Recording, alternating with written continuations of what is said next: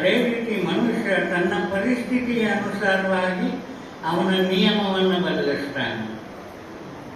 ಆದರೆ ಅದು ಎಷ್ಟರ ಮಟ್ಟಿಗೆ ಸರಿ ಅಂತ ನೀವೇ ಆಲೋಚನೆ ಮಾಡಿ. ಅಂದರೆ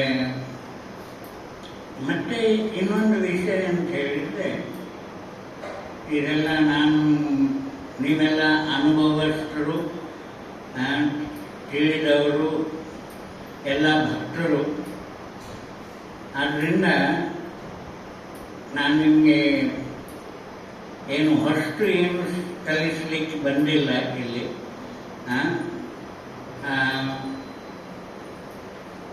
ನಿಜವಾಗಿ ಹೇಳಬೇಕಾದ್ರೆ ಭಗವಂತ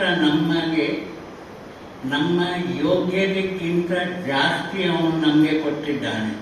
ಹೌದಾ ಅಲ್ವಾ? ನಮ್ಮ ಯೋಗ್ಯತೆಗಿಂತ ಜಾಸ್ತಿ ಕೊಟ್ಟಿದ್ದಾನೆ. ಆದರೆ ನೀವು ಆತ್ಮಸಾಕ್ಷಿಯಾಗಿ ಹೇಳಿ, ನಾವು ಭಗವಂತನಿಗೆ ಯಾವಾಗಲೂ ಧನ್ಯವಾದವನ್ನು ಅರ್ಪಿಸಿದ್ದೇವಾ ಅಂತ. ಇಲ್ಲ, ನಮ್ಮದು ಲಿಸ್ಟ್ ಧನ್ಯವಾದ ಬಿಡಿ, ನಮ್ಮ ಲಿಸ್ಟ್ ಇನ್ನೂ ದೊಡ್ಡ ಇದೆ. ಆದ್ದರಿಂದ ನಾವು ಅಟ್ಲೀಸ್ಟ್ ಒಂದು ಮಗುವಿಗೆ ಒಂದು ಚಾಕ್ಲೇಟ್ ಕೊಟ್ಟರೆ ಆ ಮಗು ಹೇಳ್ತದೆ ಥ್ಯಾಂಕ್ ಯು ಅಂಕಲ್ ಅಂತ, ಅಲ್ವಾ? ಆದರೆ ದೇವರು ನಮಗೆ ನಮ್ಮ ಯೋಗ್ಯತೆಗಿಂತ ಜಾಸ್ತಿ ಕೊಟ್ಟಿದ್ದಾರೆ, ಅವರು ಕೊಡ್ತಾ ಇದ್ದಾರೆ. ಆದರೆ ನಾವು ಅವರಿಗೆ ಧನ್ಯವಾದವನ್ನು ತಲುಪಿಸೋದನ್ನು ಬಿಟ್ಟು ತಲುಪಿಸದೇ ಇದ್ದಾಗ ದೇವರು ನಮಗೆ ಹೇಗೆ ಸ್ಪಂದಿಸಬೇಕು ಅಂತ ನೀವು ಆಲೋಚನೆ ಮಾಡಿ.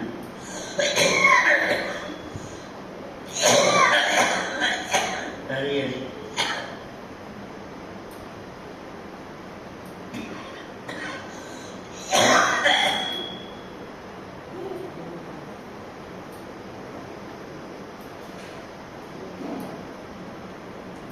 ದೇವರು ಕೂಡ ಆಲೋಚನೆ ಮಾಡ್ತಾರೆ, ಇವನಿಗೆ ಎಷ್ಟು ಕೊಟ್ಟರು ಒಂದು ಸಮಾಧಾನ ಇಲ್ಲ, ತೃಪ್ತಿ ಇಲ್ಲ, ಇವನಿಗೆ ಕೊಡೋದಕ್ಕಿಂತ ಬೇರೆಯವರಿಗೆ ಕೊಟ್ಟರೆ ಉತ್ತಮ. ಹೌದಾ? ಮನುಷ್ಯನಿಗೆ ನೀವು ಧನ್ಯವಾದ ನೀವು ದೇವರಿಗೆ ಕೊಟ್ಟರೆ ಯಾವಾಗ ಇವನು ನಮ್ಮ ಭಕ್ತ. ಇವರ ದೇವರು ಯಾವಾಗಲೂ ನಿಂತಿರ್ತಾರೆ, ಮತ್ತೆ ಅವರ ಅಭಯ ಹಸ್ತ ಯಾವಾಗಲೂ ತೋರಿಸ್ತಾ ಇರ್ತಾರೆ. ಏನು ನೀವು ಬೇಡ್ತಾರೋ ಅದು ಅವನು ನಿಮಗೆ ಕೊಡ್ತಾನೆ. ಅದು ಅಷ್ಟು ವಿಶ್ವಾಸ ನಾವು ಇಟ್ಟರೆ ಅವನು ನಮ್ಮ ಶ್ರದ್ಧೆ ಮತ್ತು ವಿಶ್ವಾಸಕ್ಕೆ ಅವನು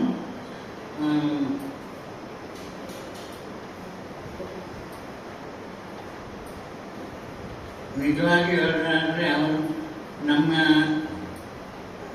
ನಿಮಗೆ ಹೇಳ್ತೇನೆ, ಏನು ಬೇಡಿದ್ರು ಅವನು ಕೊಡುವ ಒಂದು ತಾಕತ್ತು ಅವನಿಗೆ ಇದೆ. ಆದರೆ ಭಗವಂತ ಭಕ್ತರಿಗೆ ಸೇವೆ ಕೇಳಿದರೆ ಮಾತ್ರ ಅವನು ಸೇವೆಯನ್ನು ಕೊಡಲಿಕ್ಕೆ ಆಲೋಚನೆ ಮಾಡ್ತಾನೆ. ಯಾಕಂದರೆ ಸೇವೆ ಕೊಟ್ಟರೆ ಭಗವಂತ ನೀವು ಒಂದು ಲೈನ್ನಲ್ಲಿ ಒಂದು ದೇವಸ್ಥಾನದಲ್ಲಿ ಹೊರಗಡೆ ಒಂದು ಬೋರ್ಡ್ ಹಾಕಿದ್ರು, ಯಾರು ಇವ ದೇವಸ್ಥಾನದಲ್ಲಿ ಬಂದು ಏನನ್ನು ಬೇಡಿದರೂ ಕೃಷ್ಣ ಕೊಡ್ತಾನೆ, ಕೃಷ್ಣ ಬಲರಾಮರು ಕೊಡ್ತಾರೆ. ಆದರೆ ಜನರು ಬಂದು ಬೇಡ್ತಾ ಇದ್ರು, ಅವರ ಇಚ್ಛೆಗಳನ್ನೆಲ್ಲ ಭಗವಂತ ಪೂರ್ಣ ಮಾಡ್ತಾ ಇದ್ದ. ಆದರೆ ಕೆಲವು ಭಕ್ತರು ಬಂದು ಭಗವಂತ ನನಗೇನು ಬೇಡ, ಆದರೆ ನಿನ್ನೆ ಸೇವೆ ಕೊಡು ನನಗೆ ಅಂತ. ಆದರೆ ಅವನು ಭಗವಂತ ಏನು ಹೇಳ್ತಾನೆ ಅವರಿಗೆ, ನಿನ್ಗೆ ಏನು ಬೇಕೋ ನಾನು ಕೊಡ್ತೇನೆ, ಸೇವೆ ಕೇಳಿದ್ರು ಕೂಡಲೇ ಅವನು ನೀನು ಈ ಸೈಡ್ನಲ್ಲಿ ನಿಲ್ಲು, ಬೇಡುವವರ ಸೈಡ್ನಲ್ಲಿ ನಿಲ್ಲಬೇಡ, ನೀನು ಪಕ್ಕದಲ್ಲಿ ನಿಲ್ಲು ಅಂತ. ಯಾಕಂದ್ರೆ ನಿನ್ನನ್ನು ನಾನು ಸರಿಯಾಗಿ ನೋಡ್ಕೊಳ್ಬೇಕು. ನೋಡಿ ಮತ್ತೆ ಹೇಳ್ತೇನೆ ನಾನು. ಕಾರಣ ಇಷ್ಟೇ, ಯಾಕಂದ್ರೆ ಭಗವಂತ ತನ್ನ ಸೇವೆಯನ್ನು ಕೊಟ್ಟ ನಂತರ ಅವನು ಸೇವೆಯನ್ನು ಯಾರಿಗೂ ಕೊಟ್ಟಾನೋ ಅವನ ಅಧೀನ ಆಗಿ ಬಿಡ್ತಾನೆ. ಅರ್ಥ ಆಯ್ತಾ ನಿಮಗೆ? ಅಂದರೆ ಅಹಂ ಭಕ್ತ ಪರಾಧೀನು ಅಂತಾರೆ. ದೇವರು ಭಕ್ತರ ಅಧೀನದಲ್ಲಿ ಬರ್ತಾರೆ. ಭಕ್ತರಿಗೆ ಸೇವೆ ಕೊಡುವವರನ್ನ ಸ್ವಲ್ಪ ಸೇವೆಯನ್ನು ಬೇಗ ಕೊಡುವುದಿಲ್ಲ. ಯಾಕಂದರೆ ನಾವೆಲ್ಲರೂ ಎಣಿಸ್ತಾ ಇರ್ತೇವೆ, ಎಲ್ಲರೂ ಚೆನ್ನಾಗಿ ಸುಖವಾಗಿ ನೆಮ್ಮದಿಯಿಂದ ಸಮಾಧಾನದಿಂದ ಇರಬೇಕು ಅಂತ ಆಸೆ ಪಡ್ತೇವೆ. ಆದರೆ ಆ ನೆಮ್ಮದಿ, ಸಮಾಧಾನ, ಸುಖ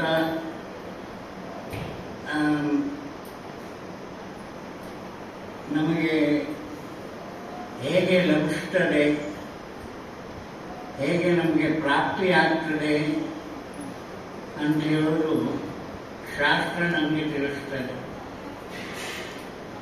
ಯಾವಾಗಲೂ ಸುಖಿ ಮನುಷ್ಯ ಯಾರು ಅಂದರೆ ಸಂತೋಷದಲ್ಲಿ ಇಲ್ಲಿ ಇರುವ ಮನುಷ್ಯ ಯಾರು ಅಂತ ಒಂದು ಪ್ರಶ್ನೆ ಎಲ್ಲರಿಗೂ ಬರ್ತದೆ ಸ್ವಾಭಾವಿಕ.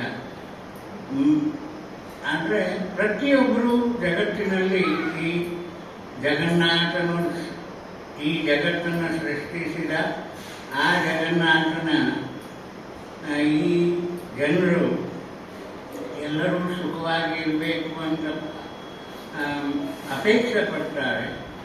ಅದು ಸುಖಿ ವ್ಯಕ್ತಿ ಯಾರು? ಎಲ್ಲರನ್ನು ಕೇಳಿದ್ರು ಕೂಡ ಪ್ರತಿಯೊಬ್ಬರು ಹೇಳ್ತಾರೆ, ಒಬ್ಬೊಬ್ಬರು ಒಂದೊಂದು ತಾಪತ್ರಯ ಹೇಳ್ತಾರೆ. ಅಂದರೆ ಪ್ರತಿಯೊಬ್ಬರದ್ದು ಒಂದೊಂದು ರೀತಿಯ ವ್ಯಥೆ. ನೀವು ಅವರದ್ದು ಸರಿಯಾಗಿ ನೀವು ಮೊದಲು ಯಾರನ್ನೇ ಮಾತಾಡಿಸಿ, ಯಾರನ್ನು ಕೇಳಿದ್ರು ಹೇಗಿದೆಯಪ್ಪ, ಚೆನ್ನಾಗಿದ್ದೀನಿ ಅಂತ ಹೇಳ್ತಾರೆ. ಹೊರತು ಮತ್ತೆ ಅವನದ್ದು ರಾಮಾಯಣ ಶುರು ಆಗ್ತದೆ. ನಾನು ಇಷ್ಟೆಲ್ಲ ತಾಪತ್ರಯ ಇದು ಹಾಗೆ ಅಂತ ಅವನ ವ್ಯಥೆಯನ್ನು ಹೇಳಿಕ್ಕೆ ಶುರು ಮಾಡ್ತಾನೆ ಅಲ್ವ. ಅದಕ್ಕೆ ಹಿಂದಿಯಲ್ಲಿ ಒಂದೇ ಮಾತು ಹೇಳ್ತಾರೆ, ತನ್ ದುಃಖಿ ಮನ್ ದುಃಖಿ ಧನ್ ಬಿನ ರಹತೆ ಉದಾಸ್, ಥೋಡೆ ಥೋಡೆ ಸಭಿ ದುಃಖಿ ಸುಖಿ ಕೃಷ್ಣಗೆ ದಾಸ್. ಅಂದರೆ ಪ್ರತಿಯೊಬ್ಬರು ಒಂದೊಂದು ರೀತಿಯ ತಾಪತ್ರಯಲ್ಲಿರ್ತಾರೆ. ಕೆಲವರು ಶರೀರದಲ್ಲಿ ತಾಪತ್ರಯ, ಕೆಲವರು ಸಪುರ ಇರ್ತಾರೆ, ಕೆಲವರು ಥೋರ ಇರ್ತಾರೆ, ಕೆಲವರು ಬೆಳ್ಳಗಿರ್ತಾರೆ, ಕೆಲವರು ಕಪ್ಪಿರ್ತಾರೆ. ಅಂದರೆ ಬೇರೆ ಬೇರೆ ಒಂದೇ ರೀತಿಯಲ್ಲಿ ಯಾರು ಇರುವುದಿಲ್ಲ. ತಂದುಕಿ ಕೆಲವರಿಗೆ ಮನಸ್ಸಿನಲ್ಲಿ ತಾಪತ್ರಯ, ಮನಸ್ಸಿನಲ್ಲಿ ವ್ಯಥೆ, ಶಾಂತಿ ಇಲ್ಲ, ಏನಿದ್ರು ಸಮಾಧಾನ ಇಲ್ಲ. ತಂದುಕಿ ಮಂದುಕಿ ಕೆಲವರಿಗೆ ನನ್ನ ಹತ್ರ ಹಣ ಇಲ್ಲ ಅಂತ ಹೇಳುವುದು ಒಂದು ಚಿಂತೆ, ಅಂದರೆ ಅದು ಒಂದು ತಾಪತ್ರಯ. ಹಣ ಇಲ್ಲ ಅಂತ. ಆದರೆ ಹಣ ಇದ್ರೂ ಸುಖವ ಇಲ್ಲ, ಹಣ ಇದ್ರೂ ಕೂಡ ಸುಖ ಇಲ್ಲ. ಆದರೆ ತಂದುಕಿ ಮಂದುಕಿ ಧನ ಬಿನ ರಹತೆ ಉದಾಸ್. ಆದರೆ ಜಗತ್ತಿನಲ್ಲಿ ಪ್ರತಿಯೊಬ್ಬರನ್ನು ಕೇಳಿದರೆ, ಯಾರನ್ನು ಕೇಳಿದ್ರು ನೀನು ಸುಖವಾಗಿದ್ದೀಯಾ ಅಂತ ಕೇಳಿದರೆ ಯಾರು ಸುಖದಲ್ಲಿ ಇರ್ತಾರೆ ಅಂತ ಯಾರೂ ಹೇಳುವುದಿಲ್ಲ. ಯಾಕಂದರೆ ಯಾರು ಸುಖದಲ್ಲಿ ಇಲ್ಲ. ಏನೆಲ್ಲ ಒಂದು ತಾಪತ್ರಯ ತೋರಿಸ್ತಾರೆ. ಯಾಕಂದರೆ ನಾವು ನಿಮಗೆಲ್ಲ ಅನುಭವ ಇರ್ಬೋದು, ನಾವು ಏನು ಅಲ್ವೋ ಅದನ್ನು ನಾವು ಪ್ರದರ್ಶಿಸ್ತೇವೆ. ನಾವು ಅಂದರೆ ನಾನು ಬಡವ, ಆದರೆ ಶ್ರೀಮಂತಿಕೆಯ ದರ್ಪ ನಾನು ತೋರಿಸ್ತೇನೆ ಅಲ್ವಾ. ನಾವು ಏನಲ್ವೋ ಅದನ್ನು ತೋರಿಸ್ಲಿಕ್ಕೆ ಪ್ರಯತ್ನ ಮಾಡ್ತಾರೆ. ಆದರೆ ಇನ್ನೊಂದು ರೀತಿಯಲ್ಲಿ ಹೋದರೆ ದಾಂಭಿಕ ಜೀವನ, ಅಂದರೆ ಆಡಂಬರ ಜೀವನ. ಆದರೆ ಈ ಆಡಂಬರ ಎಲ್ಲಿವರೆಗೆ ಜನರನ್ನು ತೆಗೆದುಕೊಂಡು ಹೋಗ್ತದೋ ಆ ಭಗವಂತನಿಗೆ ಗೊತ್ತು, ಮತ್ತು ಆ ಜನರಿಗೆ ಗೊತ್ತು. ಅದು ಭಗವಂತನ ಭಕ್ತರು ಯಾವಾಗಲೂ ಆನಂದದಿಂದ ಇರ್ತಾರೆ. ಭಗವಂತನ ಭಕ್ತರಿಗೆ ಅವರಿಗೆ ಪ್ರತಿಯೊಂದು ದಿವಸವೂ ಕೂಡ सदा दिवाली संत की 12 मास वसंत जो कृष्ण के रंग में रंगे ಉನ್ಕೆ ರಂಗ ಅನಂತ್. ಅಂದರೆ ಭಗವಂತನ ಭಕ್ತರಿಗೆ ಪ್ರತಿ ದಿವಸವೂ ದೀಪಾವಳಿ ಹಬ್ಬ ಮತ್ತು ಪ್ರತಿ ದಿವಸವೂ ಯುಗಾದಿ. ಅಂದರೆ ಸದಾ ದಿವಾಲಿ ಸಂತತಿ. ಅವರು ಪ್ರತಿಯೊಂದು ದಿವಸವನ್ನು ಉತ್ಸವವಾಗಿ ಪರಿವರ್ತಿಸ್ತಾರೆ. ಯಾವಾಗಲೂ ಅವರು ಆನಂದದಿಂದ ಇರ್ತಾರೆ. ಗೊತ್ತಾಯ್ತಾ? ನೀವು ಅದನ್ನು ಒಂದು ನೋಡಿರ್ಬೋದು. ಭಕ್ತರು ಯಾವಾಗಲೂ ಎಂಥ ಭಕ್ತರು ಕೂಡ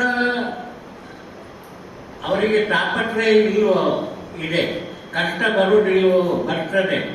ಆದರೆ ಅದನ್ನು ಆ ಕಷ್ಟ ಮತ್ತು ತಾಪತ್ರಯವನ್ನು ಸರಿಯಾಗಿ ಎದುರಿಸಿಕೊಂಡು ಹೋಗುವ ಒಂದು ಸಹನ ಶಕ್ತಿ ಅವರಿಗೆ ಬರ್ತದೆ.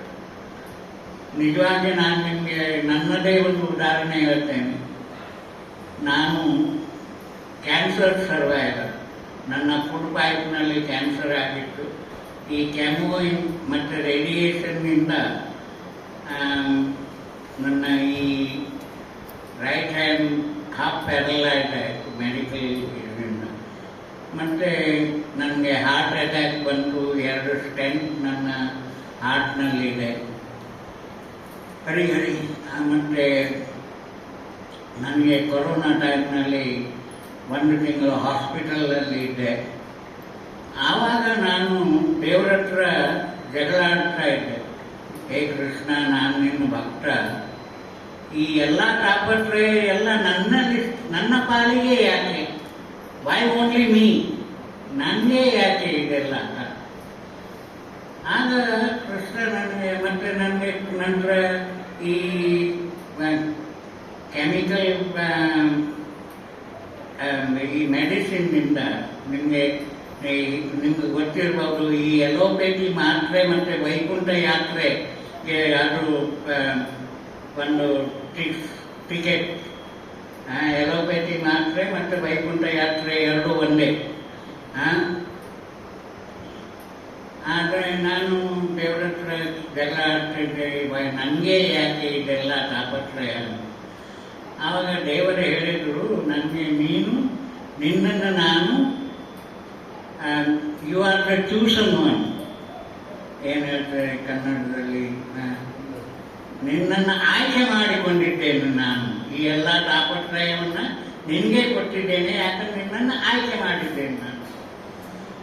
ಆವಾಗ ನನಗೆ ದೇವರು ನನ್ನನ್ನು ಆಯ್ಕೆ ಮಾಡಿಕೊಂಡಿದ್ದಾರೆ ಅಂತ ಹೇಳಿದ್ರ ಮೇಲೆ ನನ್ನ ಹತ್ರ